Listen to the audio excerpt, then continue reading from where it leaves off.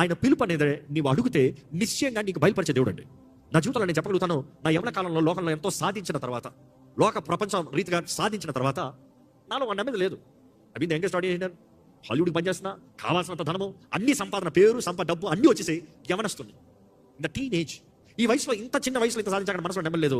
అడుగుతున్నాను దేవుడిని, దేవా చిన్నప్పుడు ఏమవుతారా అంటే ఆడిన వాళ్ళు అంటున్నాను, నా యవన కాలంగా అయ్యేలా చేస్తావు, ఎంత అంటే సంపాదిస్తాను చూడాలన్నాను, సంపాదించేలా చేసావు, కానీ తృప్తి లేదు.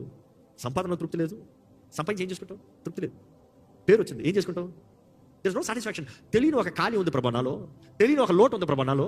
నా బ్రతికి ఇది కాదనిపిస్తుంది. This is not my life, this is not me అనిపిస్తుంది. Maybe this is something I wished for, but this is not me. ఇదేదో ఆశపడ్డాను కానీ ఇది నేను కాదు, దీనికి మించినది నాలో ఉంది. నన్ను ఏం చేయమంటావు ప్రభా అని అడిగా. నా దగ్గర నువ్వు ఏం కోరుతున్నావు ప్రభా అని అడిగా.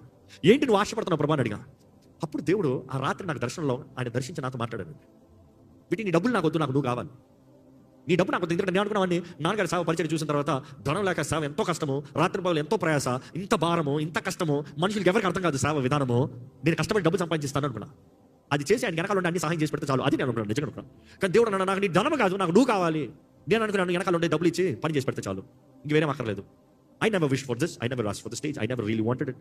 మా నాన్నగారు కూడా చిన్నప్పటి నుండి అది స్టేజ్ ఓవర్ ఎవరు కూర్చో కూర్చో, నువ్వు విను, నువ్వు నేర్చుకో, నువ్వు వెనకాల ఉండు, అదే నేర్పించారు, అన్ని వస్తాను నేర్పించారు మనం. సో మా జీవితంలో చూసినప్పుడు we are brought up like that. కానీ ఏంటి ప్రభా సడన్గా నాకు నీ డబ్బు నువ్వు కావాలంటే ఏం చేయమంటావు, ఏం చేయమంటావు అన్నది మాటకి నాకు అర్థం కాలేదు. ఏం చేయాలో ఏం చెప్తున్నాడు దేవుడు. మరలాడిగా 2-3 సార్లు డౌట్ వచ్చింది, నిజంగా నా కళ, ఎందుకంటే ఈరోజు ప్రార్థన చేసి పడుకున్నాను కదా, ఇది నేను అనుకున్నట్టు నా కళలాగా వచ్చిందా, లేకపోతే దేవుడే నిజంగా మాట్లాడా. మరలా ఇంకొకసారి దేవుడు దర్శనాన్ని ఇచ్చాడు, మరలా అదే రీతిగా మాట్లాడు. మరలా వచ్చేటప్పుడు రెండోసారి ఇంకా నేను రిస్క్ తీలా. దేవుడు అని స్పష్టంగా అర్థమైంది, దేవుడు మాట్లాడుతున్నాడు స్పష్టంగా అర్థమైంది. ఇది దేవుని చిత్తము, దేవుని పిలుపు, నేను సంపూర్ణ సేవలో ఉండాలి, నేను దేవుని కొరకు బ్రతకాలి. ఇంకా అప్పుడండి I shut down all my companies, I quit everything that I had, closed down everything. అన్ని మూసి సంపూర్ణ సేవలోకి వచ్చాను. సంపూర్ణ సేవలోకి వచ్చి 11 సంవత్సరాలు వెనకాల ఉన్నా. 11 సంవత్సరాలు అండర్ ద లీడర్షిప్, 11 సంవత్సరాల అకౌంటబిలిటీ, 11 సంవత్సరాల స్టూవర్షిప్, దాసుడిగా పనిచేస్తూ వచ్చాను, నమ్మకస్తుగా ప్రూవ్ చేసుకుంటూ వచ్చాను. దేవుడు ప్రతి దాంట్లో నమ్మకంగా ఒక దాంట్లో ఉండి అప్పచెప్పుకుంటూ హెచ్చించుకుంటూ వచ్చాడు. It is not an overnight thing. People doesn't know, ఏం తెలుసు ఏదో వచ్చేసాడు. No 11 years I have stayed behind, knowing my purpose, equipping myself, preparing myself. Today you see the short time like the blast, but then it is 11 years of preparation. ఎవరైనా 2007లో నేను పాడిన పాటలు ఎన్నో ఉంటే చేతులు ఇస్తారా?